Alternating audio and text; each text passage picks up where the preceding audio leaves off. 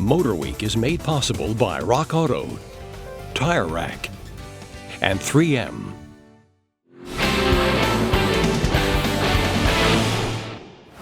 When Hyundai introduced the excitingly styled Veloster last year, its unique four-door hatchback design made other compact hatchbacks look suddenly boring.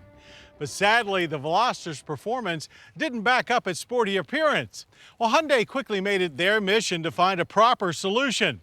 Enter the Veloster Turbo. So let's see if adding a turbo can boost our reactions to Hyundai's hot-looking little hatch.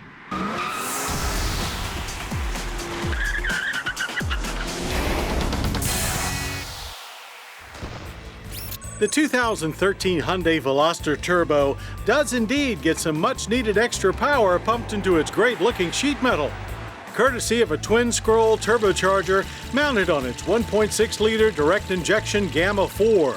Horsepower gets a nice boost from 138 to 201, and torque gets an equally impressive increase from 132 to 195 pound-feet. Compression ratio drops from 11.0 to 1 to a more forced induction-friendly 9.5 to 1. Sounds like it certainly has the potential to cure what ailed it, so we wasted little time hitting the track to find out. Off the line, there's a fair amount of wheel hop as the front tires struggle for traction, but eventually enough is attained to get to 60 in 7.8 seconds. Almost a second quicker than the normally aspirated Veloster. The quarter mile is equally quicker at 16 seconds and 87 miles per hour.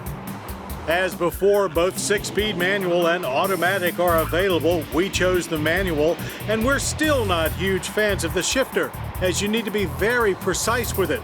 But gears are well spaced, and we love the more aggressive exhaust note that comes with the turbo. It's still not super fast, but without a doubt a big improvement over the base Veloster, and just enough to make it finally live up to its looks. And speaking of looks, it's hard not to love the funky styling of the Veloster. It truly appears special hauling down the road. And the Turbo gets some very well done visual upgrades that set it apart, but not so much so that it looks super boy racerish.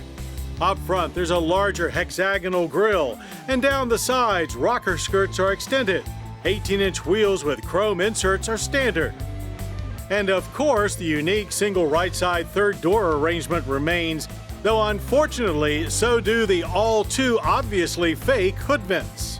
It does look more aggressive from the rear, however, with the scooped-out look accentuated by a body-colored hatch-top spoiler and dual round center exhaust tips. When it comes to handling, the Turbo Veloster equates itself well enough. With no suspension changes, you still can't push it too hard before it starts to push hard. But a little finesse rewards you with flat cornering and more than enough power to exit with a smile. But our biggest complaint on the base Veloster was the absolute lack of steering feel. So the Turbo adds a slightly faster ratio and sportier tuning to the electric assist to increase feedback and response. We had no complaints about braking performance before, nor do we now, as stops from 60 averaged a very good 120 feet. We still love the motorcycle-inspired, well-equipped interior of the Veloster, and the Turbo gets a few updates, like leather seats with turbo embroidery, alloy pedals, and unique gauges. Heated seats and push-button start are standard.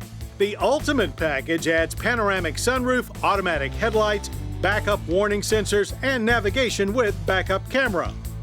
Even if you crawl through the right side third door, you won't find any more room in the cramped rear seats. But fold them and the 15.5 cubic feet of cargo space expands to 34.7, though you'll have to lift bags pretty high to get them through the hatch. In case you haven't heard, the government has some issues with Hyundai's fuel economy ratings.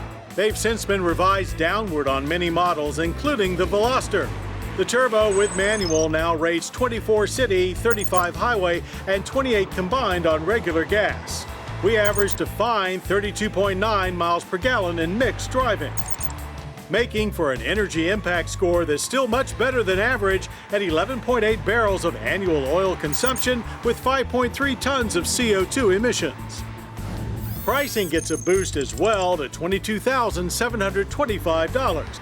That's $4,500 over a base Veloster.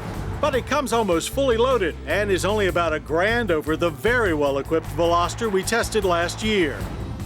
Adding boost to the 2013 Veloster may not be enough to blow the turbo to the sharp end of the sporty hatchback segment, but Hyundai certainly made a fun little car even more so, giving it the additional performance it needed to back up its sporty mission. So we mean it when we say mission accomplished.